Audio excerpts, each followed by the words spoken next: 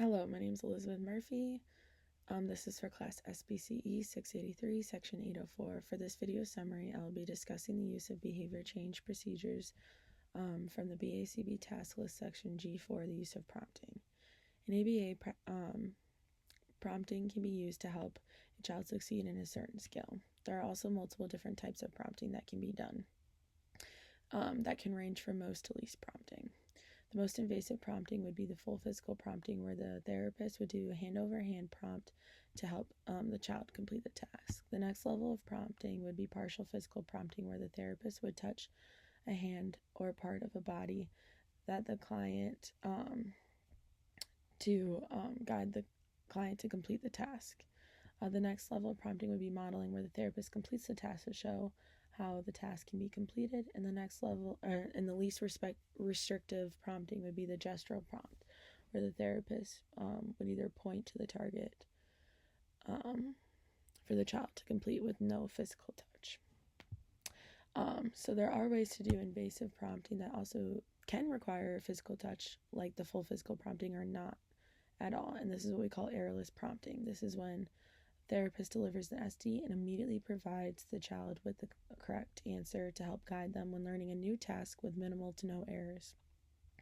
So this prompting can be completed if the child's learning a new task, or if I've seen where a child has scripted a lot and we used errorless prompting to try to break that script. The question is for BCBA is when implementing a program is when to correctly implement prompting to set the child up for success. In the research findings, when implementing certain prompting for the client, you need to see the skill level that they're performing the certain task at, and if the child needs most to least prompting or for most to least prompting or least to most prompting would be effective for the client. For example, if you have a client that's struggling with matching identical objects and the client is not really responding to the SD or has gotten incorrect for multiple days, and it takes a long time for the therapist to get that correct answer, independent answer out, the child would benefit from most to least prompting. You can start with full physical, then fade to get that to the independent response. In my experience, I've seen that most to least prompting can be extremely successful. An example where a client might benefit from least to most prompting is if they already have demonstrated that skill that you're trying to teach them. So it wouldn't make sense. It wouldn't be logical to go into most intrusive prompt if the child has already shown some independency in that response. With researching prompting, it is also important to know how to fade prompts out to get more of an independent response. There are different ways where BCBA can do prompt fading, can implement prompt fading. From the research that was found, the learner, if consistently gets the task correct with the prompt that's been put in place, then you can fade it out to get that multiple day independent response for this client to end up receiving mastery of that target.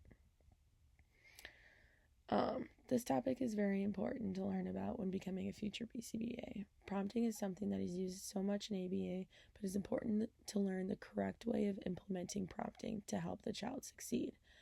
Sometimes in ABA, you can see the wrong use of prompting where the child is not set up for the correct path of success and can become prompt dependent.